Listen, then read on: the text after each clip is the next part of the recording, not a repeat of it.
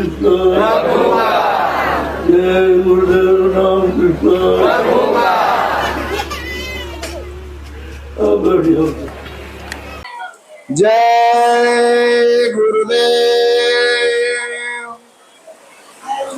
अखंड मंडलाकारं व्याप्तमेन चराचरं तत्पदं दर्शितमेन तस्मै श्री गुरुवे नमः।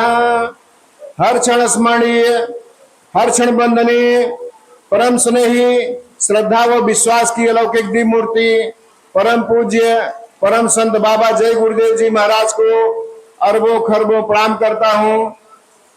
जय गुरुदेव आश्रम मथुरा के श्रद्धेय महाराज जी को मेरा प्रेम पूर्वक सादर जय गुरुदेव।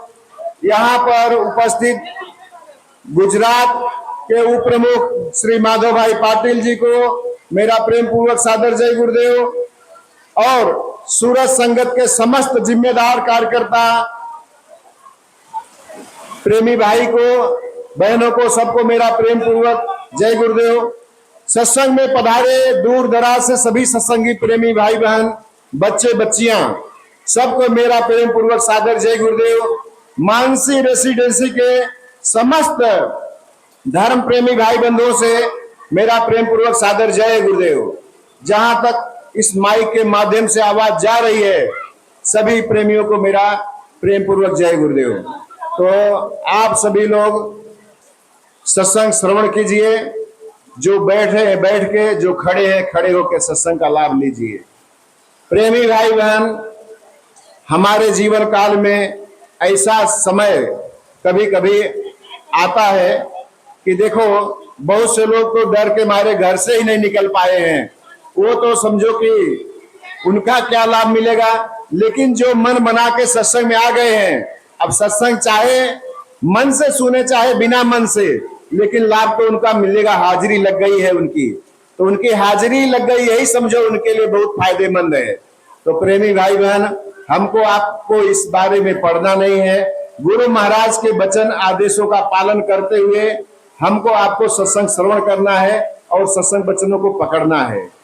हमारा आपका सौभाग्य कि जो आज के दिन लाभ पाचम का दिन है और ऐसे शुभ दिन में हमको आपको, ये हमारे जो गुप्ता जी हैं, राजेंद्र गुप्ता, तो इनके माध्यम से हम लोगों को भी इसका लाभ मिल रहा है। उन्होंने इस दिन जो ये सत्संग का प्रोग्राम रखा है, तो ये समझो कि उनके द्वारा हम लोगों को भी इसका लाभ प्राप्त हो रहा है। तो ये छोटी मोटी बात नहीं है। देखो, कुदरत तो विघ्न बाधा डालती है, वो सोचती है कि इनके कार्यक्रम को हम फेल कर दें, लेकिन जो कर्मठ प्रेमी भाई बहन होते, सत्संगी होते हैं, वो अपने जिम्मेदारी से पीछे हटते नहीं, गुरु के आदेशों में हमेशा तत्पर रहते हैं, लगे रहते हैं। तो हमको आपको अब इसकी चिंता करनी नहीं बरसात की। कहते हैं कि ओखली में सिर दिया तो मूसलों का क्या डर है। जब ओखली में हमने अपना सिर ही रख दिया है, तो ऊपर से मूसर पड़े चाहे कुछ भी हो, उसकी चिंता करने की हमको आवश्यकता नहीं है। तो हम आप आज भीग के सत्संग सुनेंगे, चिंता करने की जरूरत नहीं है। प्रेमी भाई बहन, गुरु महाराज ने हमको आपको इतना मतलब सत्संग सुना सुना के इतना पक्का कर दिया है कि ये तो छोटी मोटी तकलीफ है, छोटी मोटी दिक्कत है। अगर इससे भी बड़ी दिक्कत आ जाए तो हमको आपको पीछे नहीं जाना है। कहते हैं कि अग्नि में चाहे जलना पड़े, चाहे कांटों पे हमें चलना पड़े, चाहे छोड़ के देश निकलना पड़े, रहे ध्यान तुम्हारे चरणों। तो प्रेमी भाई बहन, हमको तो अग्नि में नहीं जला रहे हैं गुरु महाराज, कांटों पे नहीं चला रहे हैं। तो हमको आपको तो ये अच्छा है, ये बहुत अच्छा है। हमारे इसमें कितने कर्म समझो कि आपके कट रहे हैं, धुल रहे हैं, जो कई जन्म जन्मांतरों में नहीं कटने वाले थे, वो आज थोड़े समय में गुरु महाराज कटवा रहे हैं। हमारा आपका ये सौभाग्य है, इसलिए हमको आपको चिंता की जरूरत नहीं है। अपने कर्म कटवा लो बस। इसमें अगर हम आप भीग के तबीयत भी खराब हो जाए, बीमार भी, ऐसे तो बीमार नहीं पड़ते जो गुरु के काम में रहते हैं, लेकिन में अगर बीमार भी पड़ गए, समझो कि हमारा कई जन्म जन्मांतरों के कर्म हमारे थोड़े सी तकलीफ उठा के भीग के हमने सत्संग में मतलब खड़े रहे, बैठे रहे, तो इससे हमारे कई जन्मों के पाप जो कर्म हैं, जो कि हम बहुत साधना करते तब वो करते, और ऐसे ही थोड़े मतलब दिक्कत तकलीफ उठाने में वो कर्म हमारे कट रहे हैं। तो प्रेमी भाई बहन देखो, बारिश का जो जोर तेजी से चल रहा है, इधर भी देखो सब पकड़ के खड़े हैं और इधर भी सब लकड़ी लगा के अपने खड़े हैं, तो इसमें भी सब आप विचलित मत होना। बोलो एक बार मालिक के नाम का उच्चारण करेंगे, जय गुरुदेव। प्रेमी भाई बहन, हमारा आपका जो मनुष्य शरीर हमको आपको मिला है, बड़े सौभाग्य से मिला है। ये भजन भक्ति के लिए मिला है, अपने जीवात्मा के कल्याण करने के लिए मिला है। हमको आपको ये अवसर दिया है काल भगवान ने। मनुष्य शरीर किराए का मकान, गुरु महाराज कहते थे कि बच्चों ये किराए का मकान है आपका। अब इस किराए के मकान को आप गंदा मत करना, साफ सुथरा रख के अपने जीवात्मा का कल्याण करना, मतलब भजन करना। भजन करोगे तो आपका आत्म कल्याण हो जाएगा। भजन से ही हमारा सारे दुख दर्द, सारी तकलीफें भजन से आपकी जाएंगी। तकलीफें तो बहुत आगे आने वाली हैं, कुदरती और मानवीय तकलीफें भी आने वाली हैं, लेकिन उन सारे तकलीफों का अगर मुकाबला करना है तो गुरु महाराज कहते थे कि आप उन तकलीफों का मुकाबला दुनिया के धन दौलत से, सोने चांदी से, हीरे जवाहरात से नहीं कर सकते हो। अगर उन परेशानियों, उन तकलीफों का, कुदरती आफतों का सामना करना है तो आपको भजन करना पड़ेगा। भजन से उन तकलीफों का सामना हो सकेगा। भजन ही ढाल तलवार बनके उन तकलीफों को दूर कर सकती है, बाकी दूसरा कोई उपाय नहीं है। तो प्रेमी भाई बहन, हमको आपको थोड़ा भी चिंता करने की आवश्यकता नहीं है। गुरु हमेशा साथ में रहते हैं, हमारे अंग संग रहते हैं। गुरु को सिर पे राखिए, चलिए आज्ञा माही, कहे कबीरता दास को तीन लोक भय नहीं। आप गुरु को हमेशा हाजिर नाजिर समझते हुए, गुरु को हमेशा अपने अंग संग समझते हुए, जिन जिन जीवों को ऐसे गुरु महाराज ने नामदान दिया है, वो जीव के हमेशा अंग संग वो रहते हैं, एक सेकंड के लिए दूर नहीं रहते। वो जीव, वो शिष्य चाहे देश विदेश में चला जाए, चाहे जहां चला जाए, उसके अंग संग में हमेशा गुरु महाराज हमेशा उपस्थित रहते हैं। कोई भी दुख तकलीफ पड़े उसकी मदद करते रहते हैं, उसकी संभाल करते रहते हैं। तो हमको आपको इस बात का हमेशा ख्याल रखना चाहिए कि जब हम गुरु को अपने सिर पे रखे हैं, अपने अंग संग में रखे हैं, तो हमको तीन लोक में, इस संसार की तो बात ही छोड़ो, तीनों लोक में हमको कोई डर भय नहीं रहना चाहिए। ऐसा कबीर साहब ने कहा है। तो कहे कबीरता दास को तीन लोक भय नहीं। हमको आपको चिंता करने की कोई आवश्यकता नहीं है। चिंता अगर करनी है तो खाली भजन की चिंता करो, इस संसार की चिंता में मत पड़ो। संसार में जो भी हमको मिलना है, जो भी हमारे साथ अच्छा बुरा होना है, वो हमारे प्रारब्ध के हिसाब से होगा, उसमें कोई कमी नहीं हो सकती है। आपको जो भी मिल रहा है, हर श्वास पे मिल रहा है, हर रोज मिल रहा है, हर महीने मिल रहा है, तो उसमें चिंता करने की कोई जरूरत नहीं। भजन की चिंता कर लो प्रेमी भाई बहन, समय थोड़ा बचा है। गुरु महाराज ने कहा कि श्वासों की पूंजी गिनती की मिली हुई है। गिनती की श्वासों की पूंजी मिली है तो उसको आप सुमिरन ध्यान भजन में लगा दो, सेवा में लगा दो। नहीं तो ये समय बीतता चला जा रहा है, दिन महीने साल गुजर रहे हैं और धीरे धीरे उम्र कम हो रही है। क्या पता कौन सी सांस अंतिम सांस हो जाए। इसलिए समय रहते आप होशियार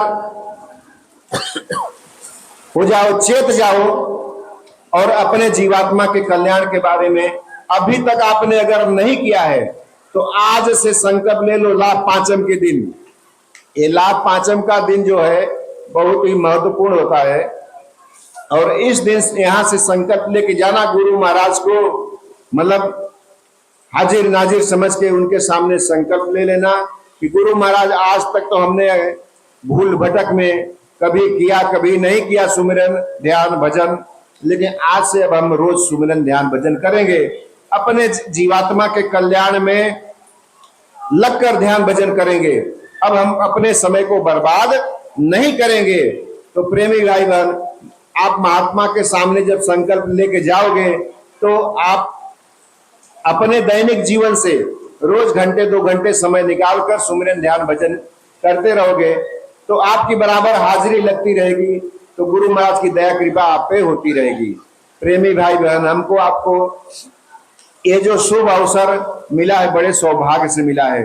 कई जन्म जन्मांतरों में जब हमने कुछ पुण्य जमा किए अपने दैनिक जीवन में, तो उन पुण्य प्रताप से ही ये मनुष्य शरीर आपको मिल गया जीवात्मा के कल्याण करने के लिए।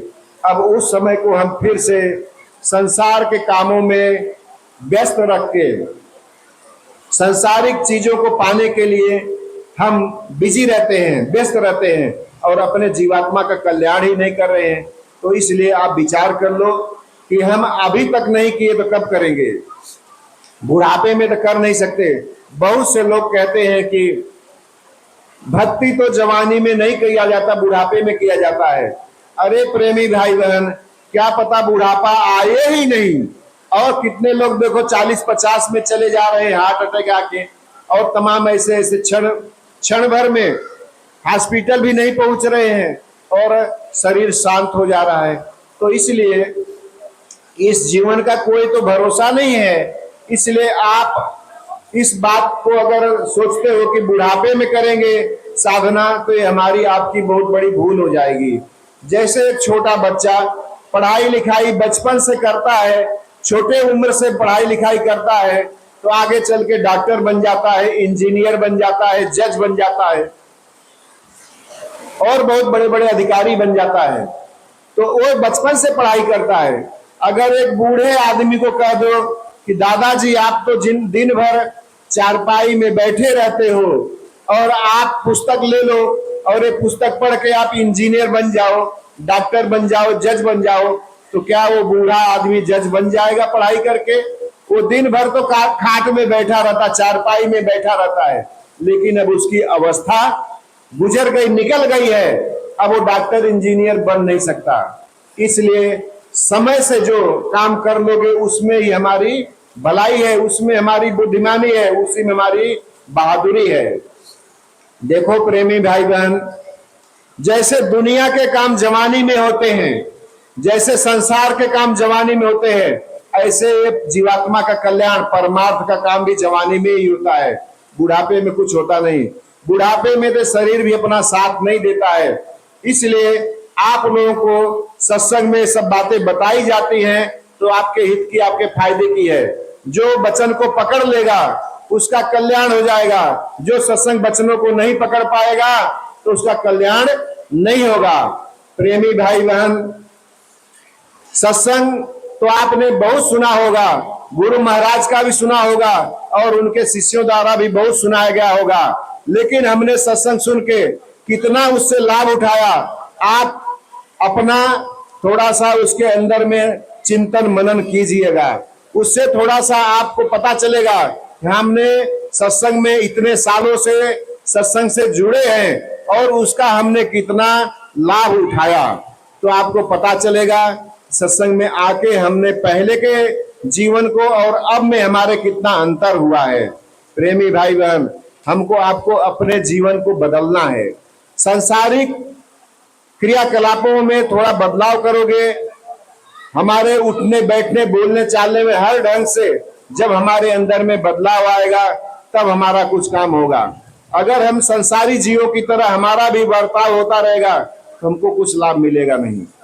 देखो प्रेमी भाई बहन, महर्षि वाल्मीकि, उनका पहले चोरी, लूटपाट, मर्डर कर देना यही काम था। महर्षि वाल्मीकि का नाम बहुत श्रद्धा भावना से लोग लेते हैं। आज उनका नाम जो है एक तरह से देखो तो स्वर्ण अक्षरों में लिखा गया है। इतिहास में बताते हैं, समझाते हैं हमको कि महर्षि वाल्मीकि पहले वो चोरी करते थे, लोगों को मार के और उनका सब कुछ लूट लेते थे और लूट के ले जाते थे, उससे अपने परिवार का भरण पोषण जीवन यापन वो किया करते थे। तो भगवान को दया आई तो उनके पास नारद मुनि को भेजा, एक पथिक बना के, राही बना के, जाओ उनको समझाओ ये तो इसका जीवात्मा का कल्याण कैसे होगा। तो नारद मुनि आए एक पथिक का भेष बना के। जब वहां गए तो रास्ते में खड़े रहते थे, इंतजार करते रहते थे वाल्मीकि जी कि कोई आएगा तो उसको रास्ता रोक के और उसको मार के छीन लूंगा।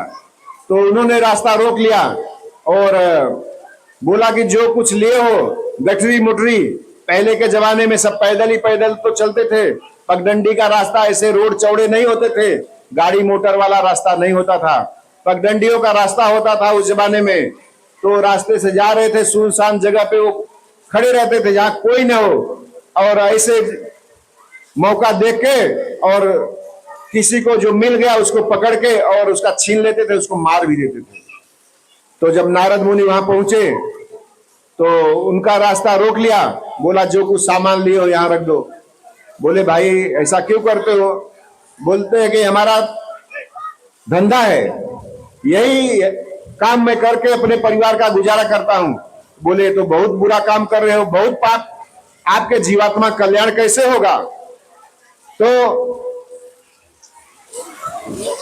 नारद मुनि के कहने पे वो बोले कि भाई देखो हमको समझाने की कोशिश मत करो, ये हम आज से नहीं बरसों से कर रहे हैं और हम दूसरा काम जानते नहीं और यही काम करके परिवार का भरण पोषण करते हैं।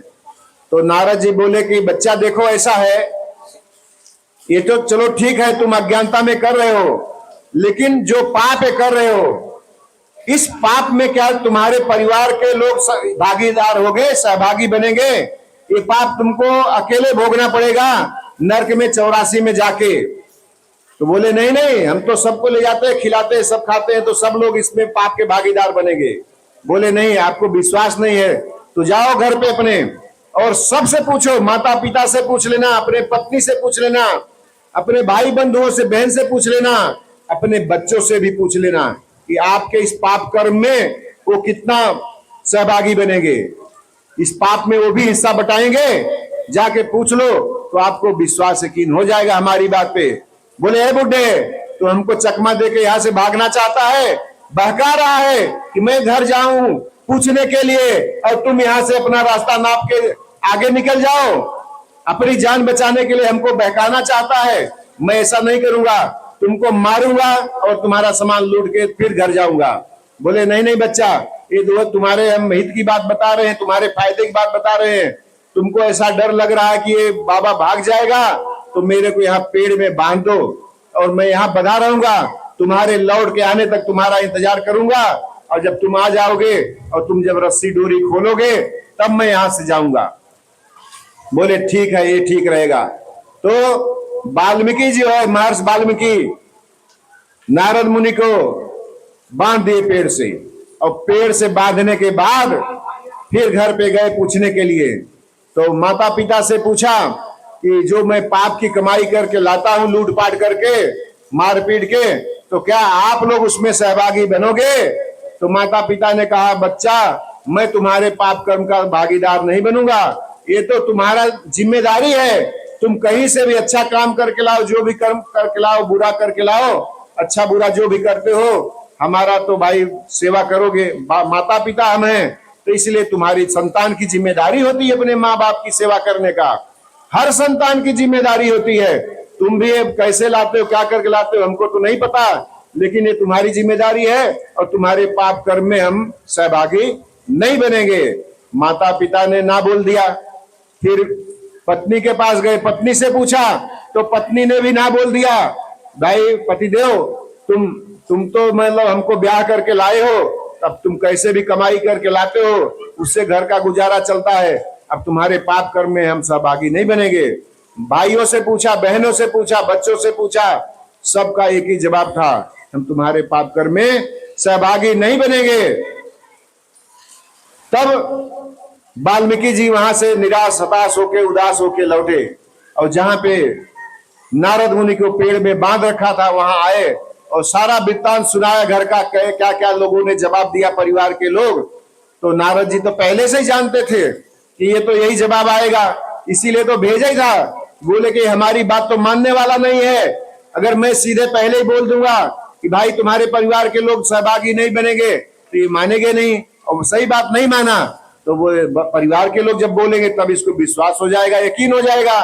तो परिवार से जब पूछा तो उनको सही जवाब मिल गया, और फिर निराश हताश जब होके आए और जल्दी जल्दी डोरी खोला नारद भगवान को, बोले आपने सही बताया था कि कोई भी परिवार का सदस्य एग्री नहीं हुआ, तैयार नहीं हुआ हमारे पाप कर्म के बंटवारा के लिए।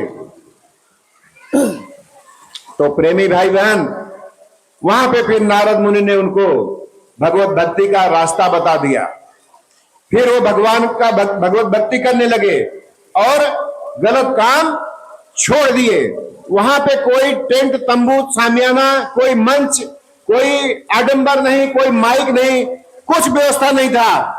उन्होंने 15-20 मिनट का खाली वार्तालाप सत्संग करके सुनाया। नारद मुनि ने किसको सुनाया? किसको सुनाया? वाल्मीकि जी को सुनाया। तुरंत ही भूल जाते हो नाम। तो प्रेमी भाई बहन, वाल्मीकि जी जो बुरा काम करते आए थे कई वर्षों से, उसी दिन उसको त्याग दिया। क्या सुन के? वही 15-20 मिनट का सत्संग सुन के। हम आप कितना सत्संग सुने? बाबा जी ने 2-2, 4-4 घंटे सत्संग सुनाया, और हर गली मोहल्ले गांव शहर में जाके, और हमने मथुरा में भी जाके सत्संग सुना। तो अगर हमने सत्संग सुन के अपने जीवन में बदलाव नहीं लाया तो फिर क्या फायदा सत्संग सुन के? वाल्मीकि जी 15 मिनट खाली सत्संग सुने, उन्होंने वर्षों सत्संग नहीं सुना, महीनों सत्संग नहीं सुना, उन्होंने हफ्तों सत्संग नहीं सुना। फिर भी उन्होंने अपने जीवात्मा का कल्याण करने के लिए भगवत भक्ति में लग गए और बुरे कामों को त्याग दिया, सांसारिक कामों को त्याग करके भगवत भक्ति में लग गए और अपने जीवात्मा कल्याण करने के लिए वो तत्पर हो गए। कहते हैं उल्टा नाम जपत जग जाना, वाल्मीकि भय ब्रह्म समाना। उन्होंने भगवान राम के पैदा होने के 10,000 साल पहले ही रामायण लिख दिया। 10,000 साल पहले ही रामायण लिख के रख दिया कि ऐसे ऐसे भगवान राम आएंगे राजा दशरथ के घर में। तो सोचो, ऐसे ज्ञानी हो गए जो कि दुनिया भर के गलत काम करते थे। हमको आपको सीख लेनी चाहिए। ऐसे जो दृष्टांत सत्संग में बताए जाते हैं, उन सत्संग के वचनों को सुन के हमको आपको अपने जीवन में उतारने की कोशिश करनी चाहिए। जब उन्होंने पा लिया मनुष्य शरीर पाकर, गुरु महाराज वही तो समझाते थे कि इसी कलयुग में कबीर आए, नानक आए, गोस्वामी जी आए, मीराबाई आई, पलटू साहब आए, रैदास आए। तो इतने संतों महात्माओं ने आके और इसी मनुष्य शरीर में उन्होंने भगवान को पाया, तो हम आप क्यों नहीं पा सकते? ये मनुष्य शरीर मुक्ति का दरवाजा है, मुक्ति का दरवाजा। जीते जी भवसागर से पार जाने का ये मार्ग मनुष्य शरीर में मिलता है। अगर इस अवसर को पाकर हम आप ऐसे ही इस अवसर को खो दिया तो बाद में पश्चाताप करना पड़ेगा। मन पछताई है अवसर बीते। गुरु महाराज सत्संग में क्या बताते थे? जो हमारे बाप दादा चले गए, हमारे माता पिता शरीर छोड़ के चले गए इस संसार से, तो हमने तो कह दिया कि स्वर्गवास हो गया, हमारे दादा का स्वर्गवास हो गया। अरे प्रेमी भाई बहन, जो भी यहां से शरीर छोड़ के गया और उसके परिवार वाले कह देते हैं कि फला का स्वर्गवास हो गया, फला तारीख को, फला दिन, फला तिथि को, तो क्या वो जो वहां गया वहां से कुछ चिट्ठी पत्री भेजा? गुरु महाराज कहते थे, उनके वचन हैं। हम तो खाली समझो गुरु महाराज के वचनों को दोहरा रहे हैं। आप लोगों को पता होना चाहिए इस बात से कि गुरु महाराज जब कहते थे तो गलत तो कहते नहीं थे। तो वही बात मैं आपको दोहरा रहा हूं। हम कहते हैं कि जब तक जीते जी हम उस चीज को नहीं प्राप्त कर सकते, तो मरने के बाद कौन वहां से फोन करके बताया या चिट्ठी पत्री भेजा कि भाई हम स्वर्ग में आ गए, बैकुंठ में आ गए? तो इस बात को आप विचार करिए। हमको आपको जो थोड़ा सा वक्त मिला है सुमिरन ध्यान भजन करके अपने जीवात्मा का कल्याण करने का, उस वक्त को आप जाया मत कीजिए, उस वक्त को आप बर्बाद मत करिए। अपने जीवात्मा के कल्याण के लिए चिंता कीजिए, दूसरी चिंता छोड़िए। भजन की चिंता कर लोगे तो उसी से जीवात्मा का कल्याण होगा। दूसरा कोई रास्ता नहीं है, दूसरा कोई उपाय नहीं है। जहां भी सत्संग मिले, छोटा हो बड़ा हो, सत्संग कभी छोड़ना मत। सत्संग से ही हमारे जीवन में बदलाव आएगा, हमारे जीवन में परिवर्तन आएगा। कहते हैं जहां सत्संग होता है वहां पर नित्य जाओ तुम, हमें फुर्सत नहीं मिलती, ये मौका मत गवाओ तुम। हमें फुर्सत नहीं मिलती यह कहकर मौका मत गवाओ, ये तो संसारियों का काम है। संसारी लोग जैसे कहते हैं आज तो हमारा बहुत जरूरी काम है, आज एक काम से मैं वहां जाना, आज फला आदमी हमारे घर पे आ रहा है मिलने के लिए, हमारे घर पे रिश्तेदार आ रहे हैं, आज सत्संग में नहीं जाऊंगा, हमारा जरूरी काम। अरे जरूरी काम तो जिंदगी भर खत्म नहीं होना है। ये जो आज का जो अवसर था ये दोबारा जल्दी नहीं मिलेगा, इसको आप सोचना चाहिए था। वो मेहमान को तो घर पे बोल देते भाई तुम रुको, आज रात्रि में यहाँ पे भोजन प्रसादी ले लो, नहीं तो तुम भी मेरे साथ सत्संग में चलो, वही सत्संग सुनो और वहीं पे भोजन प्रसादी करके आ जाएंगे। और नहीं तो हमको जाने दो, हम सत्संग में सुन के और फिर हम वापिस आते हैं, फिर जो भी ये बातें करनी है कर लेंगे। कहते हैं कि किसी किसी के जो कुछ जटिल कर्म होते हैं उसके वजह से भी कुछ लोगों को सत्संग की चर्चा अच्छी नहीं लगती है। कहते हैं स्वामी पूर्व के पाप से हरि चर्चा न सुहाए, जैसे ज्वर के ताप से भोजन की रुचि जाए। जैसे किसी को बुखार हुआ, तेज बुखार, अब उसको अच्छा से अच्छा खाना खिलाओगे उसको स्वाद नहीं लगेगा, कहेगा भैया खाना बहुत फीका लग रहा है, मजा नहीं आ रहा है, मेरे खाने की इच्छा नहीं, मैं नहीं कहूंगा, क्योंकि उसको तो बुखार चढ़ा है ना। ऐसे ही हमारे बुरे कर्म कुछ ऐसे आ जाते हैं हमारे दैनिक जीवन में कि जो कि हमको अच्छी चीजें पाने के लिए भी मतलब वो मना कर देते हैं, मन में ऐसा भाव ला देते हैं कि जाने दो आज तो बरसात है, बरसात में क्या सत्संग सुनने का, फिर तो अगले हफ्ते सत्संग मिल जाएगा, क्या आज जाने का। आज नहीं, अगर आप सत्संग सुनने आए तो फिर अगले हफ्ते, अरे अगले हफ्ते कबीर साहब ने कहा है काल करे सो आज कर, आज करे सो अब, पल में परलय होएगी बहुरी करेगा कब। तू अगले हफ्ते सत्संग सुनने की बात कर रहा है, अब पता चला कि कल ही शरीर शांत हो गया, क्या अगले हफ्ते आएगा। सांसों की पूंजी का कोई ठिकाना नहीं है। इसलिए प्रेमी भाई बहन, आप लोग जो आए हो आप लोग का बहुत बड़ा सौभाग्य है। जब से आप घर से यहाँ के लिए निकले तब से समझो आपका गुरु महाराज के रजिस्टर में वो समय दर्ज हो जाएगा, और जब आप वापिस घर जाओगे तब तक का उतना लिखे में आएगा, गुरु महाराज अपने रजिस्टर में लिख लेंगे कि ये जीव इतने बजे से इतने बजे तक सत्संग के लिए समय दिया है। तो इसलिए हमको आपको गुरु पे पूर्ण विश्वास करना है और गुरु के वचनों को पकड़ के चलना है, गुरु के ऊपर न्यौछावर होना है। प्रेमी भाई बहन, एक माता जी थी, उनका एक लड़का था, तो वो लड़का थोड़ा जब बड़ा हो गया तो गरीबी में जीवन यापन होता था, तो कभी एक टाइम मिलता था कभी नहीं मिलता था, इधर उधर से माता जी कुछ काम धंधा करके अड़ोस पड़ोस में और घर का किसी तरह से गुजारा होता था। कभी एक टाइम खाना बन जाता था कभी नहीं बन पाता था, तो लड़के से कही कि कुछ काम धाम कर लो। तो काम धाम के लिए सोचे कि यहाँ तो कुछ काम मिलेगा नहीं हमारे हिसाब से ढंग का, तो कहीं बाहर जाके काम कर लेते हैं। तो उसकी माँ ने उसको 400 रुपया दिया, इधर उधर से जमा करके कहीं से 400 रुपया दिया रास्ते के खर्च के लिए अपने बेटे को। तो बेटा वो 400 रुपया लेके चल दिया नौकरी की तलाश में। किसकी तलाश में? नौकरी की तलाश में। अब वो 400 रुपया लेके जा रहा है, तो रास्ते में एक महात्मा मिल गए उसको, रास्ते में एक संत महात्मा मिल गए। तो बोले भैया बच्चा कहाँ जा रहे हो तुम? तो वो लड़का सीधा साधा था, संस्कारी था, तो सही सही बता दिया कि बाबा जी हम जा रहे हैं नौकरी की तलाश में, नौकरी की तलाश में जा रहा हूं। तो महात्मा जी बोले कि ठीक है बच्चा जाओ। तो महात्मा जी बोले कि एक सबक मेरे से ले लो, एक सबक मेरे से ले लो, वो तुम्हारे बहुत काम आएगा। बच्चा बोला कि वो क्या सबक है बाबा जी बताओ हमको। तो बोले कि एक सबक बताता हूं तो 100 रुपया लेता हूं, 100 रुपया हमको दे दो फिर मैं एक सबक आपको बता दूंगा। तो लड़के ने 100 रुपया निकाला, बाबा जी को दे दिया, और बाबा जी ने कहा कि जो भी काम मिले ऊंच नीच कर लेना। क्या बोला कि जो भी काम मिले ऊंच नीच छोटा मोटा कर लेना। बोले ठीक है।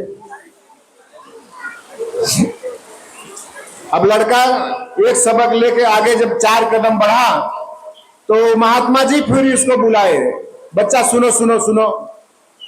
बोले एक सबक और ले लो। तो लड़का बोला क्या है बाबा जी बताओ। बोले लाओ 100 रुपया, एक सबक का 100 रुपया लेता हूं। तो पहले 100 रुपया ले लिया, अब दूसरा सबक बताने का फिर 100 रुपया। तो लड़के ने फिर 100 रुपया निकाल के दे दिया बाबा जी को। बोला जो भी काम, महात्मा जी ने कहा कि जो भी काम आप करना मेहनत और ईमानदारी से करना, मेहनत ईमानदारी से काम करना जो भी करना। बोले ठीक है बाबा जी। अब दूसरा सबक लेके जैसे 10-15 कदम आगे बढ़ाया लड़का जाने के लिए, तो फिर बाबा जी ने उसको बुलाया, रुको रुको बच्चा, एक सबक और ले लो। बोले क्या। महात्मा जी ने कहा कि बच्चा आपके जीवन में अगर कुछ बुरा दिखे, कुछ खराब दिखे तो उस पर पर्दा कर लेना, ढक देना। बोले ठीक है बाबा जी। अब लड़का तीसरा सबक लेके 40-50 कदम आगे बढ़ा होगा, फिर बाबा जी के मन में विचार आया, उसको बुला लिया वापिस। ओ बच्चा सुनो सुनो सुनो सुनो सुनो, इधर आओ इधर आओ, रुक जाओ, एक सबक और ले लो। तो लड़का वापिस लौट आया। बोला क्या है बाबा जी बताओ। बोला एक सबक और ले लो। बोले बताओ। बोले लाओ 100 रुपया और। तो ऐसे चौथा सबक सुनाने के लिए 400 रुपया ले लिया। चारों सबक बताया बाबा जी ने। चौथा सबक क्या था, कहीं सत्संग होता रहे, आप कितना भी जरूरी काम से जा रहे हो, कितना भी अर्जेंट काम से जा रहे हो, अब कहीं रास्ते में सत्संग हो रहा है तो पूरा सत्संग सुन लेना, फिर आगे जाना। ये मत सोचना कि काम के लिए लेट हो जाऊंगा, काम बिगड़ जाएगा, ये मत सोचना। पूरा सत्संग सुन के फिर आगे जाना उस काम के लिए। बोले ठीक है बाबा जी। अब वो बच्चा जो है बाबा जी के 400 रुपया दिया, 4 सबक ले लिया। चारों सबक लेके अपना मन में सोचते विचारते कि बाबा जी ने हमको जो बातें बताई हैं बहुत हमारे काम की बताई हैं, हमारे हित की बताई हैं, हमारे फायदे की बताई हैं, और इन बातों को कहीं हम भूल न जाएं, उसको चिंतन मनन करते हुए और बाबा के दर्शन करके वो आगे निकल गया। आगे जाके एक राज आया, राजा का राज। पहले राजा रजवाड़े होते थे उस जमाने में। तो राजा के महल में गया, राज दरबार में लड़का, और जाके राज दरबार में राजा से कहा कि राजा साहब हमको कुछ काम दीजिए, नौकरी दीजिए हमको कुछ। तो राजा सोचा अभी नया नया लड़का है, इसको कुछ काम तो आता जाता नहीं होगा। तो राजा ने कहा कि तुम घोड़े की लीद उठाओगे। तो लड़का तैयार हो गया। वो महात्मा की वचन को याद किया कि महात्मा ने कहा था कि बच्चा जो भी मोट महीन काम मिले, ऊंच नीच काम मिले कर लेना, उसको मना नहीं किया।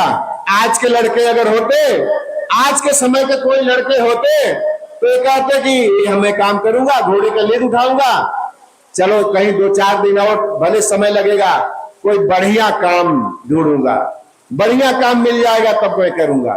लेकिन मैं उसने महात्मा के वचन को पकड़ा था, इसलिए उसने ना नहीं बोला राजा को कि हमको कोई दूसरा काम दो। जो राजा ने बोला उसी पे तैयार हो गया, एग्री हो गया। ठीक है राजा साहब, हम घोड़े का लीद ही उठाऊंगा। और उसको अस्तबल में लगा दिया जहां घोड़े बांधे जाते हैं और वहां लीद करते हैं, गंदगी करते हैं, वहीं पर उसका काम मिल गया। अब वो लड़का मन से, पूरे मन से भाव से लग गया। घोड़े की सफाई, लीद हटाना पूरा एकदम चकाचक रखता था, मतलब अपनी ड्यूटी पूरा ईमानदारी से करता था। तो ऐसे कुछ समय बीते तो राजा साहब एक दिन उधर राउंड में आए, उधर से निकले तो देखे कि पहले के अपेक्षा अभी अस्तबल में बहुत साफ सफाई शुद्धता है। पहले तो ऐसी गंदगी भरी रहती थी। पहले के जो वहां सेवा काम करने वाले थे कुछ काम ही नहीं करते थे, खाली बैठे बैठे पगार लिया करते थे, घोड़ों की सेवा नहीं करते थे। घोड़े भी मतलब एकदम साफ सुथरे हो गए थे, अच्छे हो गए थे देखने में, और अस्तबल भी देखने में एकदम चकाचक लग रहा था। लड़के ने बहुत बढ़िया काम किया मेहनत से, तो राजा खुश हो गया। राजा बहुत प्रसन्न हुआ लड़के के काम से, तो लड़के से कहा कि अब तुम्हारी पदोन्नति कर देते हैं। अब तुमको जो है इस काम से अलावा दूसरा काम देते हैं। क्या काम? अब तुमको घोड़ों को चारा डालने वाला, उनको भोजन कराने वाला काम दे देते हैं। तो राजा खुश हुआ, तो लड़के को कहा कि अब तुम घोड़ों को चारा डालोगे, इनको अनाज डालोगे जो खाने को दिया जाता है। लड़का बोला ठीक है। वो तो खाली संस्कारी लड़का था, गरीब परिवार से था, तो जो भी उसको आदेश मिलता था वो ना नहीं बोलता था, हाँ ही बोलता था। और महात्मा ने कहा भी था कि जो भी काम मिले उसको मोट महीन उसको ईमानदारी से कर लेना। अब जो है वो चारा डालने में ड्यूटी उसकी लग गई। अब जब वहां चारा आता, मतलब दाना आता, चना, घोड़ों को चना खिलाया जाता है, तो चना आता, 10 बोरा राजा भिजवाता चना घोड़ों को खिलाने के लिए। तो जो पहले वाले कर्मचारी थे वो 4-5 बोरा घोड़ों को खिलाते थे, 4-5 बोरा आपस में बांट के घर ले जाते थे, घोड़ों को पूरा खिलाते ही नहीं थे।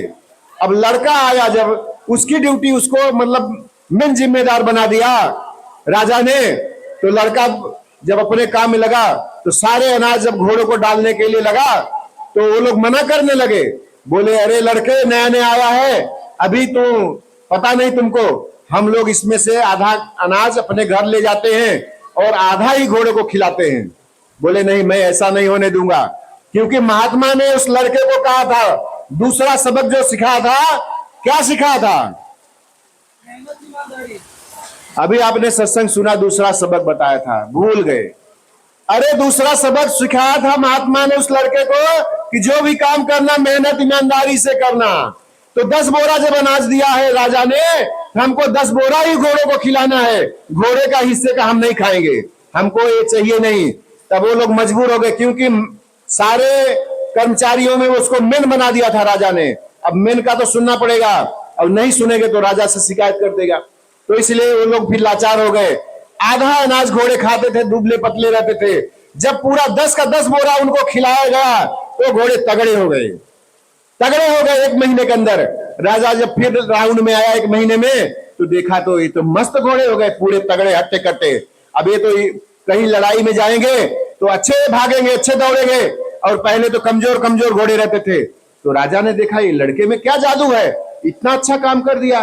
तो राजा तो बोला कि पहले के लोग तो कुछ समझ से मतलब ईमानदारी से नहीं काम करते थे, ये लगता है कि ये लड़का बहुत ईमानदार और अच्छा है, तो इसको अब राजमहल में रख देंगे, इसको मंत्री पद बना देंगे, मंत्री पद दे दिया। राजा खुश होके उस लड़के को बोला कि अब तुम इस राज के मेन मंत्री हो जाओगे। तो जो पुराने मंत्री थे उनको हटा के उस लड़के को मंत्री का पद दे दिया। अब देखो प्रेमी भाई बहन, अब जब वो मंत्री बन गया तो मंत्री का पोशाक अलग रहता है, उसका ड्रेस जो है अलग रहता है कि लोग उसको पहचान सके उसका ड्रेस कोड से कि यही मंत्री है। जैसे हमको आपको बाबा जी ने ये दिया है जैकेट और टोपी, इस लोगों को पता चल जाता कि ये जय गुरुदेव वाला है, ये जय गुरुदेव वाला है। कितना इज्जत सम्मान लोग देते हैं। तो ऐसे ही वो मंत्री को राजा ने अपना एक ड्रेस दे दिया, बना उसको मेन मंत्री बना दिया। तो अब मंत्री पद पाके वो लड़का भी खुश हो गया, बोला अच्छा है, और पगार भी बढ़ गया। तो प्रेमी भाई बहन, राजा कुछ काम से दूसरे राज्य में गया, एक सप्ताह के लिए, 1 हफ्ते के लिए। जब दूसरे राज्य में राजा चला गया तो मंत्री की जिम्मेदारी होती है राजभार को, राज्य को जो भी काम धाम है सुचारू रूप से उसका देख रेख करना, उसका निर्वहन करना। मंत्री का काम हो जाता है, जो मेन मंत्री होता है राजा की अनुपस्थिति में वही सारा काम देखता है। तो राजा तो था नहीं, तो अब ये नया वाला मंत्री जो लड़का मंत्री बना था, ये रात को सोचा कि रात में हम राउंड मारेंगे राजमहल में और इधर उधर देखेंगे कहाँ क्या कुछ हो रहा है, कहीं कुछ गड़बड़ सड़बड़ नहीं है, कहीं कुछ हो रहा है तो देख रेख करना हमारी जिम्मेदारी है। राजा ने सौंप के हमको गया है तो देखना पड़ेगा। अब रात में जब वो नया वाला मंत्री राउंड में निकला तो राजमहल में देखा कि उसकी एक दरवाजा कोठरी की, राजमहल की कोठरी थी, उसमें खिड़की खुली थी और खिड़की में वो देखा रानी जो है पुराने मंत्री के साथ में वहां पे एक ही खाट पे सोए थे, एक ही बेड पे सोए थे। तो वो नया वाला मंत्री, उसको ध्यान आया कि जो बाबा जी ने उसको तीसरा सबक दिया था। तीसरा सबक क्या दिया था? कोई बुरी चीज दिखे, कोई खराब दिखे चीज तो उसको पर्दा कर दे, ढक देना, ये बताया था। तो वो लड़का जो है अपना साफा जो बांधा था माथे में, वो साफा निकाल के वो खिड़की पे पर्दा लगा दिया कि कोई दूसरा और न देखे। वो पर्दा लगा के साफे का और वो मंत्री फिर आगे राउंड में चला गया। जब सुबह हुआ वो लोगों की नींद टूटी, पुराना मंत्री और रानी उठे तो देखे कि अभी राजा आएगा तो ये बात तो पता चल जाएगी, किसी ने तो देख लिया है हम दोनों को, ये खिड़की खुली रह गई थी, ये पर्दा लगा है, वो पर्दा लगा है, इसका मतलब पहले पर्दा नहीं था, तो जिसने पर्दा लगाया तो वो तो उसको पता हो गया, इसका मतलब कोई तीसरा व्यक्ति हम दोनों को देखा है और ये बात राजा को पता चलेगी तो राजा हमको दोनों जन को फांसी दे देगा। तो ऐसा कुछ क्या करें? अब उनके अंदर में डर भय व्याप्त हो गया। मंत्री तो ज्यादा ही डरने लगा, रानी से भी ज्यादा। तो रानी बोली डरो मत, मैं सब संभाल लूंगी, राजा को आने दो एक हफ्ते में, मैं सब संभाल लूंगी। अब ये कपड़ा लेके रख लिया रानी ने। अब रानी अपने प्लान के मुताबिक जब राजा आएगा तो मैं बता दूं कि ये देखो तुम्हारा नया वाला ये मंत्री है, उसका ये कपड़ा है, उसका ही पोशाक का ये कपड़ा है। मंत्री को पता था कि जो पुराना मंत्री था उसने बता दिया कि देखो हम भी मंत्री पहले थे, हमको भी ऐसा ही पोशाक राजा ने दिया था और नए वाले मंत्री को भी वही पोशाक दिया है। ये नया वाला मंत्री का ही काम है, बाकी दूसरे का ये नहीं है। तो रानी ने पूरा प्लान कर लिया कि नए मंत्री को तो रास्ते से हटाना पड़ेगा, नहीं तो हम लोग का तो ये तो भंडा फोड़ कर देगा। अब रानी ने प्लान किया कि नए वाले मंत्री को राजा आएंगे तो उसको रास्ते से हटवा देंगे कह के। जब राजा आया तो राजा को उसकी नए वाले मंत्री की शिकायत कर दी राजा से। रानी ने कहा कि देखो ये तुम्हारा मंत्री तुम्हारे न रहने पे हमारे साथ कितना गलत काम करने के लिए एक आ गया था, जोर जबरदस्ती कर रहा था, हमारे कपड़े भी फाड़ दिए। मैं देखो उसका ये साफा मैं छीन के रख ली हूं, मतलब प्रूफ के लिए उसका साफा है। अब राजा रानी की बात तो मानेगा ही, क्योंकि उसकी रानी धर्म पत्नी है भाई, उसकी बात तो वो मतलब शंका कुशंका करेगा। लेकिन पहले तो राजा को विश्वास नहीं हो रहा था कि लड़का इतना ईमानदार है, वो ऐसा गलत कर ही नहीं सकता। लेकिन जब रानी ने जोर दे के कहा तो उसके मन में बात थोड़ा लगा कि हो सकता है भाई किया ही हो। तो राजा ने प्लान करके जल्लादों को बुलवाया। हर राज्य में जल्लाद होते हैं। जल्लाद किस काम के लिए होते हैं? कोई गुनाह करता है तो उसको फांसी की सजा दिलाने देने के लिए। फांसी की सजा जिसको होती है जल्लाद चढ़ाते, राजा नहीं चलाने जाता है। तो जल्लादों को बुलाया, वहां से थोड़े 2-3 किलोमीटर दूर पे जल्लाद रहते थे, तो उनको संदेश देके भिजवाया राजा ने। तो जैसे संदेश मिला तो जल्लाद दौड़े चले आए। राजा का हुक्म हुआ है भाई बुला रहे, कुछ काम पड़ गया होगा। तो जल्लाद दौड़े दौड़े आए, बोले कि क्या हुक्म, क्या आदेश है राजन? तो राजा ने कहा कि कल तुम्हारे घर के पास में 9 बजे एक आदमी जाएगा और 9 बजे सुबह उसका गर्दन काट के एक बोरी में गोनी में भर देना, और 10 बजे दूसरा आदमी जाएगा उसको दे देना वो गोनी, वो लेके राजमहल आ जाएगा। तो जल्लादों को तो आदेश हो गया, तो तैयार हो गए, बोले ठीक है, और फिर चले गए। फिर शाम को मंत्री को बुलाया, नए वाले मंत्री को, लड़के को आदेश दिया राजा ने कि कल सुबह 9 बजे फला फला जगह पे, वो जल्लाद का नाम बता दिया, उसके घर पे आपको जाना है कुछ काम से। तो उसको तो अता पता नहीं था किस काम से भेज रहे हैं, लड़के को कुछ पता नहीं था। अब लड़का 9 बजे वहां जाएगा तो जल्लाद उसको 9 बजे मार देंगे। तो लड़का बोला ठीक है राजन, मैं जाऊंगा। वो खुशी खुशी तैयार होके, मतलब आदेश हो गया तो अपना चला गया। अब सोच रहा है कि रात बीतेगी, सुबह 9 बजे जाना है। फिर उसके जाने के बाद में दूसरे मंत्री को बुलाया, पुराने वाले मंत्री को बुलाया, तुम 10 बजे जल्लाद के यहां जाना और कुछ सामान देंगे जल्लाद लोग, और उसको लेकर तुम राजमहल में आ जाना। तो मंत्री को, उस नए पुराने मंत्री को भी कुछ पता नहीं था कि उसमें क्या रहे क्या नहीं, राजा ने पूरा डिटेल से बताया नहीं था। तो उसको भी ऐसा लगा कि आदेश हुआ है राजा का, तो जो भी होगा। वो बोला ठीक है राजन, मैं चला जाऊंगा 10 बजे। तो सुबह हुई और जैसे ही वो सोचा कि 9 बजने से पहले ही मैं अपने समय से पहुंच जाऊं।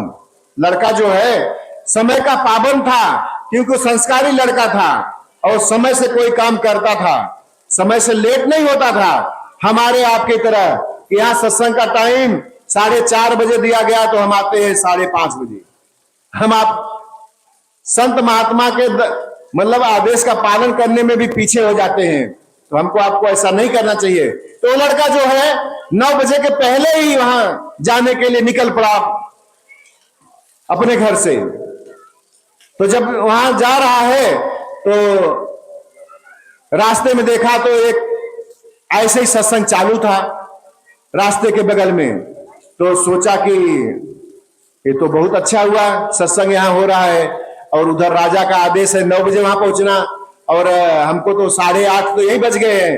अब सत्संग में जाऊंगा तो 9 तो यही बज जाएंगे, तो फिर लेट हो जाएगा हमको। फिर नहीं, बोला नहीं, महात्मा ने 100 रुपया लेके हमको चौथा सबक सिखाया था कि जब सत्संग होता रहे जहां पे कहीं भी, तो पूरा सत्संग सुन लेना, तब आगे जाना। कितना भी जरूरी काम हो उस काम को छोड़ दो, लेकिन पहले सत्संग सुन लो। तो वो बात उसको याद आ गई। तो लड़का जो है महात्मा की बात को याद किया और जाके चुपचाप सत्संग में बैठ के सुनने लगा। अब सत्संग वहां सुनते सुनते उसको वहां पे 9:30 बज गए, 8:30 से 9:30 बज गए। वहां सत्संग चलता ही रहा, जब सत्संग पूरा हो तब न जाए वो। अब वो जो है 9:30 बज गया और वहीं बैठा रहा। फिर जब सत्संग खत्म हुआ तो फिर वहां से वो निकला। अब उसके पहले पुराना वाला मंत्री भी बहुत उत्सुक था, बोला हमारे काम में कुछ गड़बड़ी हुई होगी, इसीलिए राजा ने हमको मंत्री पद हटा के नया मंत्री ले लिया है, नया मंत्री का नियुक्ति कर दिया है। हमको भी हमेशा हम लेट लतीफी करते हैं, आज हम समय से चलेंगे। तो 10 बजे उसको राजा ने कहा था कि वो कसाई के घर पे, जल्लाद के घर पे जाने का 10 बजे बोला था। तो सोचा कि मैं 10-20 मिनट पहले ही पहुंचूं। तो जाके वो 9:30 बजे ही वहां अटेंड हो गया। 10 बजे जाने के पहले 9:30 बजे पुराना मंत्री जाके जल्लाद के घर पे पहुंच गया। तो जल्लादों ने सोचा पैदल पैदल आ रहे हैं, राजा ने तो कहा था 9 बजे आएगा एक आदमी और उसका गर्दन काट के बोरी में भर देना, तो 9:30 बजे आया है। अब उसको क्या पता नया पुराना कौन क्या। अब वो जैसे 9:30 बजे पहुंचा, अब वहां दोनों जल्लाद उसका गर्दन तलवार से काट के बोरी में भर दिए। पुराना वाला मंत्री तो गया काम से। अब उसकी गर्दन में तलवार से काट के बोरी में भर दिया और इधर 9:30 बजा, सत्संग पूरा हुआ तो ये भी धीरे धीरे अपना वहां निकल गया। सोचा कि अगर राजा नाराज भी होगा, काम पर से निकाल भी देगा तो कोई गम नहीं है, दूसरा काम ढूंढ लूंगा, लेकिन महात्मा की बात को इधर उधर नहीं करूंगा। महात्मा ने कह दिया है सत्संग सुन के ही जाना, तो आज पूरा करके ही जाऊंगा। तो 9:30 बजे सत्संग जब खत्म हुआ, फिर वहां जाते जाते उसको 10 बज गया पहुंचते पहुंचते जल्लादों के घर पे। अब जब वहां पहुंचा तो पहले से गोनी में भर के रखा था, उन्होंने वही गोनी दे दिया और वो लेके बोला राजा को दे देना। जल्लादों ने कहा इसको राजा को दे देना, तो वो मंत्री लेके आ गया गोनी। जब राज दरबार में उपस्थित हुआ तो राजा भी भौचक हो गया, ये क्या है, ये तो इसको मारने के लिए भेजा था जल्लादों के पास और ये गोनी लेके आ गया, तो पुराना कहां गया। पुराना मंत्री को गोनी लेके आना चाहिए था। तो राजा सोचे कि कुछ तो गड़बड़ है। बोले कि ये कैसे हुआ, तुम समय से गए थे कि नहीं गए थे? बोले राजन मैं थोड़ा लेट हो गया, इसके लिए मैं आपसे माफी मांगता हूं, क्षमा मांगता हूं। बोले कैसे लेट हो गए? बोले रास्ते में सत्संग हो रहा था ना, तो मैं सत्संग सुनने लगा। हमको एक महात्मा ने कहा था, जब मैं घर से नौकरी के लिए निकला था तो 400 रुपए लेके निकला था। 400 रुपए लेके निकला था तो रास्ते में एक संत मिल गए, महात्मा मिल गए, और उन्होंने कहा कि बच्चा हमसे एक सबक ले लो।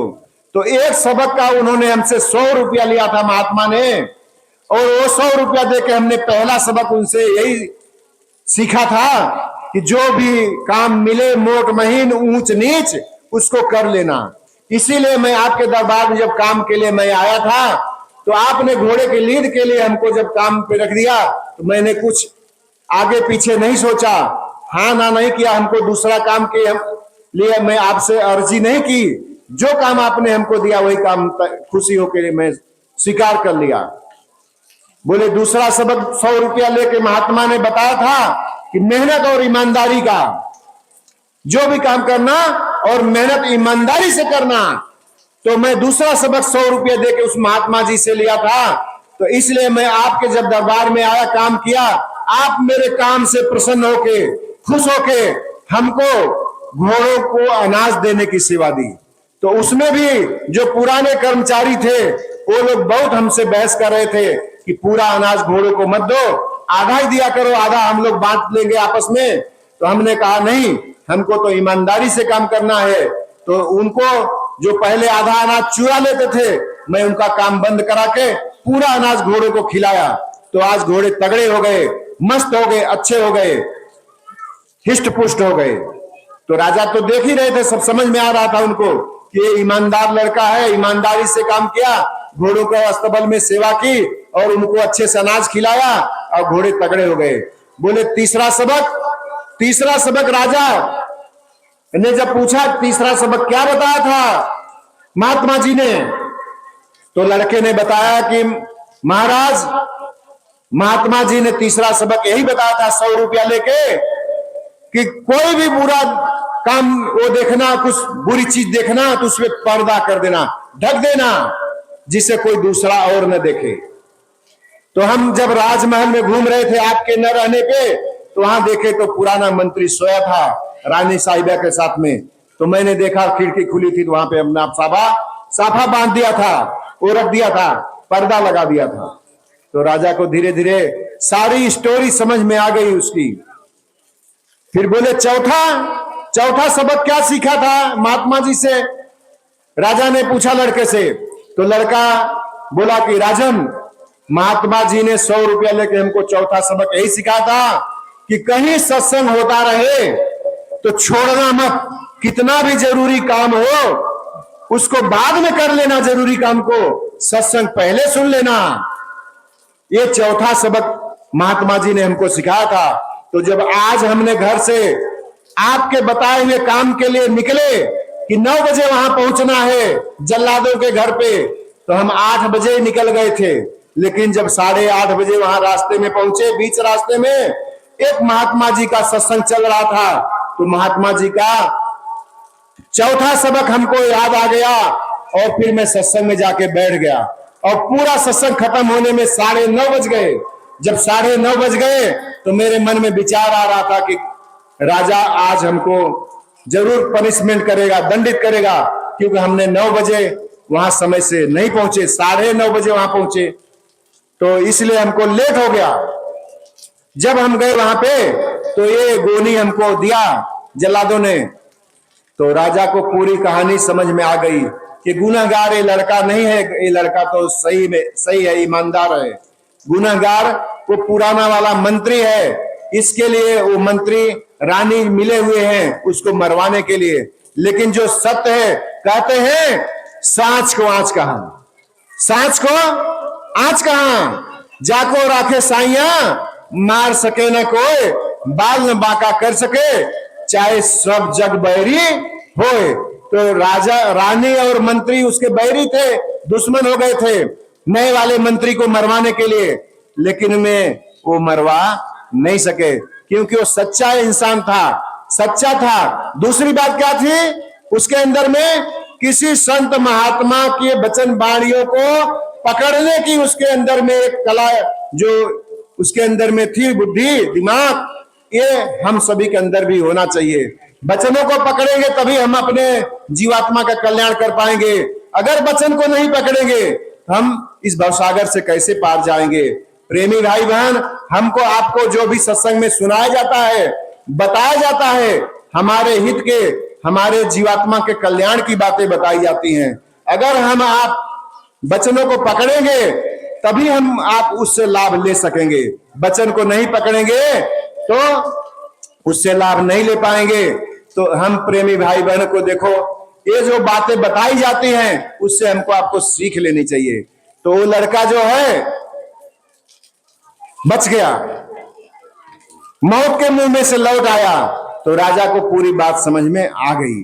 अब राजा रानी को बुलाया। मंत्री तो पुराना वाला ऐसे ही मर गया, उसका तो गर्दन कट गया, लेकिन रानी को बुलाया। रानी, तू मेरे से झूठ बोल के इसको मरवाना चाहती थी, अब तू भी अब इस दुनिया में रहने लायक नहीं है। रानी को भी मौत की सजा दे दी, रानी को कटवा दिया राजा ने आदेश देके। और राजा के यहाँ उनकी एक लड़की थी, वो भी खूबसूरत नौजवान हो गई थी। तो राजा सोचा कि अब हमारी उम्र हो गई है, अब मैं राजपाट क्या करूंगा, अब इससे हमारा मोह भंग हो गया। बहुत राजपाट कर लिया, बोला इतना अच्छा ये लड़का है, भले गरीब घर का है, लेकिन अब इसको राजपाट सौंप देता हूं, ये ईमानदारी से प्रजा का पालन करेगा, प्रजा की सेवा करेगा। इस लड़के के साथ अपनी लड़की का ब्याह कर दूंगा। लड़के के साथ में लड़की का शादी कर दिया। अब वो लड़की शादी करके अपनी जिम्मेदारी से राजा निवृत्त हो गया, वो भी भगवत भक्ति में लग गया और वो लड़का राजा बन गया। ये राजा कैसे बन गया लड़का? कुछ अच्छे कर्म किए, महात्मा के पास जाके उससे 4 जो सबक मिले थे उसके जीवन में वही परिवर्तन ला दिया। नहीं तो पूरी जिंदगी वो कमाता रहता, वो राजा बन पाता? कुछ नहीं बन पाता। लेकिन मैं सत्संग वचन को सुन के उसको कहां से कहां पहुंचा दिया। सोचो, आप विचार करो। इसलिए जहां सत्संग होता है वहां पे नित्य जाओ तुम, हमें फुर्सत नहीं कहकर ये मौका मत गंवाओ तुम। ये कभी ये मौका गंवाना नहीं चाहिए। सत्संग छोटी मोटी चीज नहीं है, सत्संग बहुत बड़ी चीज है। इससे हमारे जीवन में बहुत बड़े बदलाव आ जाते हैं। हम अगर ये विचार करें सत्संग में जाएंगे तो हमारा ये काम अटक जाएगा, वो काम नहीं होगा। अरे सत्संग में जाके देखो प्रेमी भाई बहन, सत्संग से कितना बड़ा फायदा होता है। हमारे लोग परलोक दोनों संवर जाते हैं। सत्संग ऐसी चीज है, सत्संग जल जो कोई पावे, मैल आई सब कट कट जावे। हमारे जीवात्मा के अंतःकरण पे जो मैल जमा है वहां ये साबुन पानी वो धुल नहीं सकता वो अंदर की मैल को। प्रेमी भाई बहन, जब हमारे अंदर में गंदगी जन्म जन्मांतरों की जमा हो जाती है, ये साबुन पानी वहां जाएगा धोने के लिए? कदापि नहीं जाएगा। उस मैल को धोने के लिए सत्संग रूपी जल की आवश्यकता है, जो संतों महात्माओं द्वारा प्राप्त होती है। तो ऐसे संत महात्मा के सानिध्य में जब आप पहुंच जाओगे तो आपका जीवात्मा का कल्याण हो जाएगा। जन्मत मरत दुषय दुख होई, जन्मते समय मरते समय असह्य पीड़ा होती है इस जीवात्मा को। इसलिए ये अवसर है, हमेशा हमेशा के लिए जन्मना नहीं पड़े और मरना नहीं पड़े, इस मनुष्य शरीर पाने का लाभ उठा लो। हमेशा हमेशा के लिए आवागमन से मुक्त हो जाओगे, हमेशा के लिए। नहीं तो बार बार जन्मना और मरना, मां के गर्भ में आना और फिर पूरा जीवन जी के और फिर एक दिन मर जाना, तो यही काम लगा रहेगा। तो इस पीड़ा से बचाने के लिए बाबा जय गुरुदेव जी महाराज ने हमको आपको रास्ता बताया, भेद बताया इस भवसागर से पार जाने के लिए। तो हमको आपको महात्माओं के वचनों को पकड़ के और अपने जीवात्मा का कल्याण करना चाहिए। ये मनुष्य शरीर बड़े भाग से मिला है। बड़े भाग्य मानुष तन पावा, सुर दुर्लभ सद ग्रंथन गावा। देवी देवता लोग ये मनुष्य शरीर पाने के लिए लालायित रहते हैं।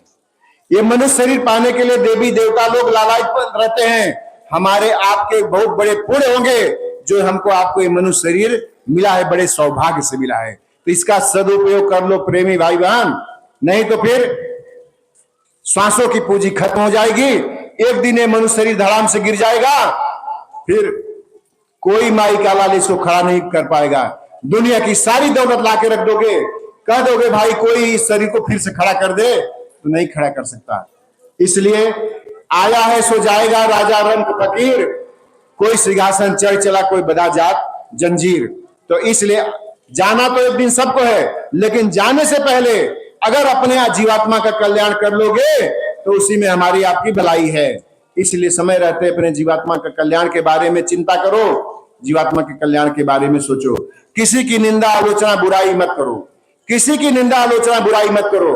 हमारे पाप के बोझे इतने क्या कम है, दूसरे की निंदा आलोचना बुराई करके उसके बोझे को अपने सिर पे लाद रहे हो। इसलिए आप जो भी काम करते हो, बाबा जी ने कहा कि मेहनत ईमानदारी से करो। मेहनत ईमानदारी की कमाई करोगे तो उसमें बरकत होगी, घर में सुख शांति आएगी। आप शाकाहारी रखे और जो भी आप भगवत भक्ति करते हो, पूजा पाठ इबादत प्रार्थना करते हो, जिस भी देवी देवता भगवान को आप मानते हो उसकी पूजा पाठ इबादत प्रार्थना करो, लेकिन में शाकाहारी रहकर करोगे तो आपका वो पूजा पाठ इबादत प्रार्थना कबूल होगा। अगर आप इस मनुष्य शरीर को गंदा करोगे, ये नर नारायण शरीर, ये चलता फिरता हरि मंदिर है, इसको आप गंदा करोगे, इसमें मटन मच्छी दारू डालोगे, अंडा डालोगे, ये गंदा हो जाएगा, अशुद्ध हो जाएगा। हमारे घर परिवार में अगर किसी की मौत हो जाती है, हम उसको शमशान में ले जाते हैं, जलाते हैं, शमशान में से आके घर पे नहाते धोते हैं, कपड़े को भी धोते हैं, कहते हैं शमशान में गए थे, अशुद्ध हो गए हैं। तो सोचो कि जब जीवात्मा निकल जाती है इस शरीर से, ये मुर्दा हो जाता है, मुर्दा को छूने मात्र से हम अशुद्ध हो जाते हैं। तो जिस मरे हुए जानवर को पका के आप अपने पेट में डाल रहे हो तो क्या वो शुद्ध है? आपने मुर्दे को पका के अपने पेट में डाल लिया, अपने पेट को कब्रिस्तान बना दिया, और उसी अशुद्ध शरीर से आप देवी देवताओं की पूजा करते हो, तो क्या वो पूजा कबूल होगी? आपने अपने देवी देवताओं को नाराज कर दिया प्रेमी भाई बहन, इसीलिए हमारी बरकत छिन गई है। अपने खोई हुई बरकत को वापस लाना चाहते हो, घर में सुख शांति लाना चाहते हो, तो आज से शाकाहारी होने का संकल्प ले लो और अपने जीवात्मा के कल्याण के लिए मथुरा दरबार में 28 नवंबर से 2 दिसंबर तक, 28 नवंबर से 2 दिसंबर तक बहुत बड़ा कार्यक्रम होने जा रहा है, दादा गुरु का भंडारा। तो इस कार्यक्रम में पहुंच के वहां पे महाराज जी से नामदान लेकर प्रभु प्राप्ति का मार्ग लेके अपनी जीवात्मा के लिए कुछ कर लोगे तो आपका कल्याण हो जाएगा।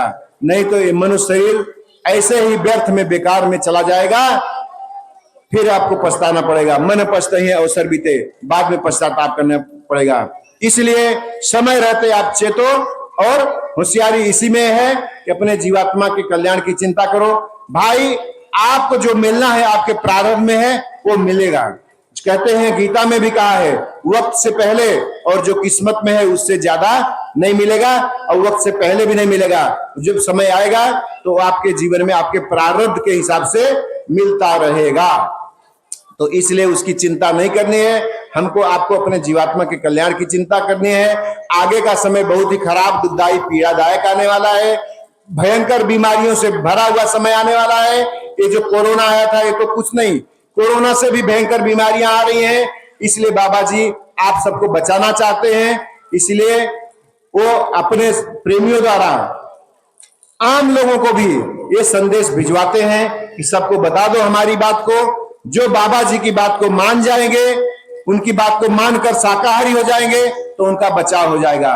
बाबा जी ने कहा पशुओं पक्षियों के बेमेल खून को अपने खून में मत मिलाओ, नहीं तो ये आपके अंदर में जो मिलावटी खून हो जाएगा, जानवरों का खून की मात्रा जब बढ़ जाएगी तो जो दवा आपको मिलती है इंसानों वाली, ये दवा लागू नहीं पड़ेगी, काम नहीं करेगी। और जानवरों वाली दवा डॉक्टर आपको दे नहीं सकता है, क्योंकि वो बहुत हार्ड होती है। अगर दे भी दिया तो आप उससे भी मर जाओगे। और ये दवा आप बदल बदल के देते रहते डॉक्टर, आप खाते रहते हो, असर ही नहीं करती। इसका कारण यही है। तो बाबा जी ने कहा कि पहले का समय कितना सुंदर अच्छा था, लोग कम बीमार होते थे। आज लोगों ने अपना खान पान दूषित कर लिया है, इसीलिए लोग ज्यादा बीमार हो रहे हैं। तो खान पान को आप सुधार लोगे तो बीमारियां अपने आप कम हो जाएंगी। लोगों के आचार विचार भी शुद्ध हो जाएंगे, लोगों के संस्कार भी अच्छे हो जाएंगे, बच्चे बच्चियों में अच्छे संस्कार हो जाएंगे। तो बाबा जी ने कहा कि आप बच्चों को पढ़ा लिखा के बड़ी बड़ी डिग्रियां तो दिलाते हो, लेकिन ये डिग्रियां लेने के बाद भी अपने माँ बाप का कहना नहीं मानते, क्योंकि हमने गलती कर दी, अपने बच्चों में अच्छे संस्कार नहीं डाले, इसलिए वो बड़े बूढ़ों का, बुजुर्गों का सम्मान इज्जत नहीं करते। आज तमाम बच्चे बच्चियां अच्छी सैलरी ले रहे हैं, अच्छी डिग्रियां लेके अच्छी कमाई कर रहे हैं और लाखों में कमाई कर रहे हैं, फिर भी अपने माँ बाप का सेवा नहीं कर रहे हैं, उनको वृद्धाश्रम भेज रहे हैं। ये बहुत बड़ी चिंता की बात है। तो प्रेमी भाई बहन, आप अपने बच्चों में अच्छे संस्कार लाने के लिए खुद भी शाकाहारी बनो, अपने बच्चों को भी शाकाहारी बनाओ, तो उनमें अच्छे संस्कार आ जाएंगे। वही बच्चे बड़े होकर अपने माँ बाप का नाम रोशन करेंगे और अपने घर में सुख शांति बरकत लाएंगे, और वो भी पूजा पाठ करेंगे, देवी देवताओं का इबादत, अपने माँ बाप का सम्मान इज्जत और पूजा पाठ में उनका मन लगेगा। और नहीं तो अगर वो नशे में लिप्त रहेंगे तो आज देखो युवा पीढ़ी नशे की गर्त में जा रही है। युवा बच्चे बच्चियां भी अभी सिगरेट पी रही हैं, दारू पी रही हैं, बोलो औरतें, ये बहुत चिंता की विषय है। तो हमको आपको ये सबसे बचना है। दारू तो बहुत ही खराब चीज होती है। दारू अगर पवित्र गंगा जल से बनाई गई हो, पवित्र गंगा जल से भी दारू बनी हो, तो उसको हाथ नहीं लगाना चाहिए। उसका सेवन करने की बात तो बहुत दूर की रही। दारू में हजार बुराइयां होती हैं। दारू पीने वाले आदमी के घर में कभी सुख शांति बरकत नहीं हो सकती, हमेशा उसके घर में कलह ही कलह होता है। तो प्रेमी भाई बहन, हमको आपको इस बात का विचार करना चाहिए। बाबा जी तो अच्छी बातें बता रहे हैं, अच्छी सीख दे रहे हैं। अब ये है कि उनके उपदेशों को हम अनसुना करके अपने मनमानी करेंगे तो फिर आप आगे के समय को जो आने वाला है उसको भोगने के लिए तैयार रहना। कुदरत किसी को माफ करने वाली नहीं है। तो देखो प्रेमी भाई बहन, हमने काफी समय ले लिया। अभी हमारे बाद में अभी माधव भाई पाटिल जी यहाँ पे हैं, और मैं उनको रिक्वेस्ट करूंगा आप लोगों की तरफ से कि सत्संग मंच पे उपस्थित होके थोड़ा आप लोगों को मालिक के संदेश को सुनाएं। हमारे सत्संग सुनाने में, बताने में कुछ गलत शब्द निकल गए हों तो छोटा भाई, छोटा बच्चा समझ के हमको आप लोग माफ कर देना। जो बातें अच्छी लगी हो उसको अपने जीवन में उतार के उससे लाभ ले लेना। एक बार मालिक के नाम का सभी लोग बड़े प्रेम प्यार से उच्चारण करेंगे। बोलो जय गुरुदेव, जय गुरुदेव।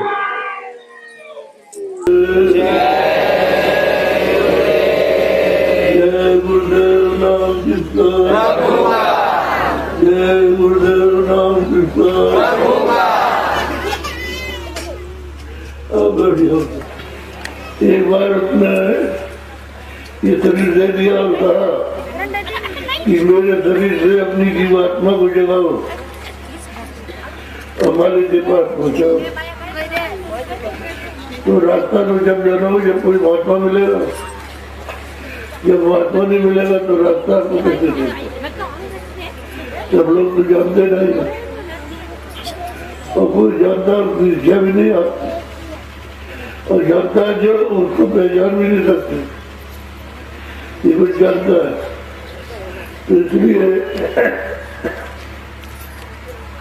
सारा समय आपका ऐसे चला जा रहा और मौत के ऊपर रात रहेगी।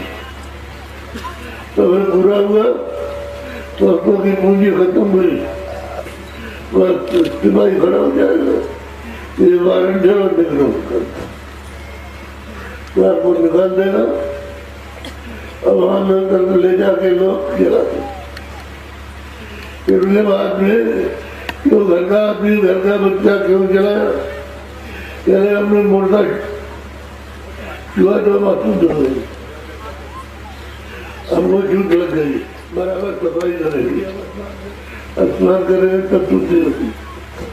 तो घर का बच्चा बच्ची ये जब जाओ आज जलाने या नदी में बहाने के लिए, तो आप इतनी शुद्धि चाहते हो, और ये पशु पंछी, ये जलने दियो, ये बकरी मुर्गी खरगोश ये जितनी जगह में रहते हैं इनको पकड़ करके और आपने काट दिया, काट के बना बुनू करके आपने पेट रख लिया। तो बोलता था,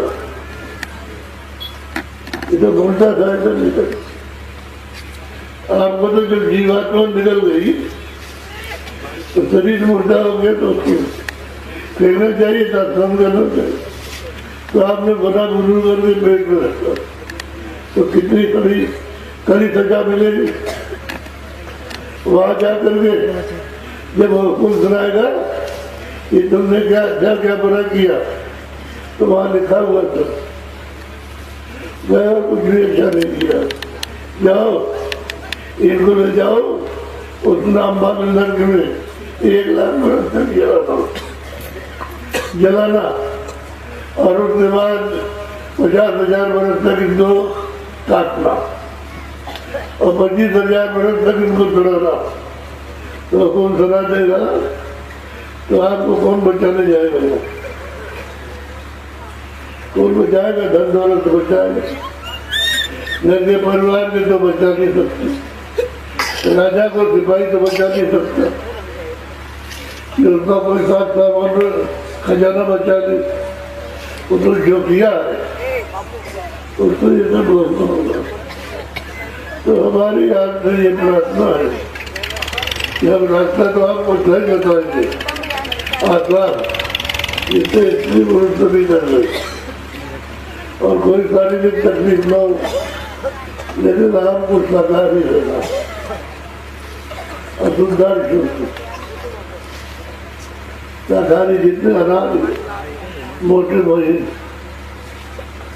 सूखे गीले फल सब्जी है घी दूध है, आपको भूख लगे आप 10 बार खाओ, 10 बार खाओ, अच्छे कपड़े में रहो, अच्छे मकान में रहो।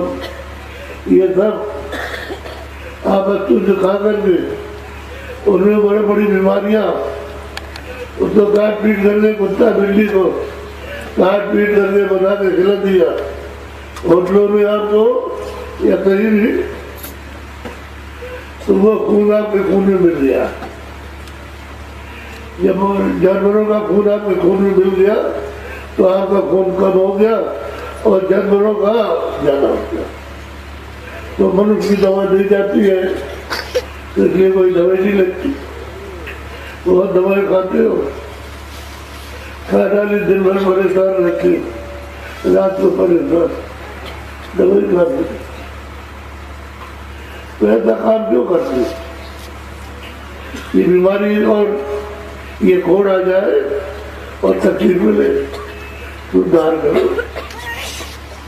तो आप लोग अभी तक तो सुनाते, अब आपने सुना है कि सजा मिलेगी, मौत कर दीजिएगा।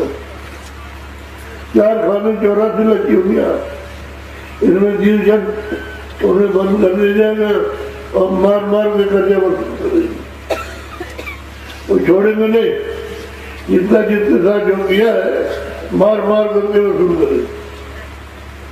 तो वहाँ कौन छोड़ा नहीं जाएगा, कौन बचाएगा? तो आप लोग शाकाहारी रहो, शुद्ध ये सब त्याग दे, नहीं आपको सजा मिले। दूसरा है कोई ऐसा नशा मत करो जिससे बुद्धि पागल हो जाए, और बुद्धि जब पागल हो गई तो पहचान माँ की, बहन की, बेटी की या और किसी की अड़ोस पड़ोस में खत्म हो गई। तो जिसको जाओ माँ को पकड़ लो या बहन को या बेटी को पकड़ो और गति करो, खबरें भी दिए जा रहे हो, तो इसमें सजा नहीं। तो ये कर रहे हो मनुष्य शरीर पाकर, तो ये तो बहुत ही अपने लिए खतरा पैदा कर रहे हो, उससे क्या देगा? तुम भी जानते हो रोज का लिखा जा रहा है, उसके बाद रोज लिखते क्या किया, क्या कर दिया, क्या क्या सब लिखते रहते हैं। जब आपको आखिरी होगा ले जाएंगे तो हिसाब खोल दिया जाएगा। तो कैमरा चल रहा है, उसमें सब आ रहा, दिन भर का रात भर का जब तक आप जो काम दिल में रात में करोगे उधर चल रहा। वहां जब गए तो हिसाब निकाला तो आप कहोगे ये हमने नहीं किया, तो वो कैमरे की रील फैला दी, देखो ये तुमने किया नहीं, जिसके साथ तुम कर रहे तुम बड़े हो रही है, ये रो रहा चिल्ला रहा ये किया, तो चुप हो जाओगे जी इसमें वो किया, वो लिखा गया और जो लिखा गया उसमें तब चुप हो जाओगे तो सजा सुना देगा, बस तुम उसके बाद मनुष्य नहीं मिलेगा। तो सतयुग त्रेता द्वापर कलयुग बीत जाए तभी मनुष्य नहीं मिलता। यह तन दुर्लभ तुमने पाया तो जब जो घटना गाया, यानी कितने युग तक आप भटकते भटकते मनुष्य बना जीवात्मा को जगाने के लिए और अपने वाले के बाद पहुंचाने के लिए वो तपस्या किया, तो कुछ नहीं किया। तो आज इस पर जो शाकाहारी यहाँ के लिए और ये सब नशे छोड़ के हुक्का पियो। जो हुक्का नहीं पीते उनको पीने की जरूरत नहीं है, बाकी जो पीते और नशा तो हुक्का पियो, तो नशा तो खत्म हो जाएगा और रोग टोक निकल जाएगा और नशों से रोग आता है, हुक्का से रोग निकलेगा। तो हुक्का पीजिए सीधा साधा, उसमें तंबाकू और वीडियो मना थोड़ी करता हूँ, तंबाकू भाई जो तुमको नुकसान करे उसके लिए मना करता हूँ। तो दो चीजें ध्यान रखो, ये नहीं कर रहा और मैं भगवान का सुलभ और सरल रास्ता आपको बताता हूँ। अभी बताता हूँ आपको, बड़ा आसान है, सीधा है, सहज है स्त्री पुरुषों के लिए। शारीरिक कोई कष्ट नहीं, शरीर से कोई कष्ट नहीं है, ऐसा सुलभ और आसान रास्ता बता। आप लोग पंथी मार लो, पंथी मार के बैठो, जब पंथी मार के बैठो पंथी कोई खड़ा मत करता, सबके तो बैठ जाना। ये बड़ी चीज है, ये बैठ के ली जाती, खड़े होकर दे रहे, तो सम्मान से आदर से मोहब्बत प्यार से लो। यहाँ कोई नफरत तो नहीं किसी के लिए कि तुम कौन आदमी हो, इंसान हो, उसमें जीवात्मा हो, ये रास्ता बताया जा रहा, कोई भेदभाव नहीं, कोई भेदभाव नहीं। ये पढ़ा लिखा हो चाहे पढ़ो, तो रास्ता है, मालिक से मिलने का ये, उसी रास्ते से सबको जाना। जो जाएगा वो घर पहुंच जाएगा, नहीं जाएगा तो काल के देश में रहेगा, या मार खाता रहेगा। अभी तक मार खा रहे हो, आगे मार खाते रहोगे। यहाँ तो कच्ची कष्ट है, यहाँ पर आराम नहीं, लेकिन अब क्या करें, बन गए तो क्या किया जाए, सोचता यहाँ से तकलीफ दूर हो जाए, यहाँ से हो जाए, यहाँ से हो जाए, जिस तरह से हो जाए उसका जो बता दे। इन सब चीजों से बीमार के बैठ जाओ, मैं नाम दान देता हूँ, नाम दान देता हूँ मैं आपको। ये दो बच्चे अच्छा गाँव, बड़ा सौभाग्य है। यहाँ के कुछ बहनों ने आपको सूचना दे करके बोला दिया, आप चीज लो, जो आपके काम की उसको लो, बाकी और छोड़ दो। तो हमने ये आपको बताया कि घर गृहस्थी में रहो, गली में भजन करो, बाहर जा करके तुमसे भजन नहीं होगा और बाहर जा करके मिलेगा भी और परमात्मा नहीं मिलेगा, गली में रह करके मिलेगा। तो घर में रहो, तुम्हें काम किया और तुम्हें समय मिलता है तो उसमें बैठ के 1 घंटा काम को ये समय दो, मतलब 1 घंटा पूरे 1 घंटा काम को, इसी में बाकी समय में अपना काम, ये दुकान है दफ्तर में करो, कोई काम थोड़ी मना करता। ईमानदारी मेहनत के साथ जब आप काम करोगे तो बरकत आपको मिलेगी।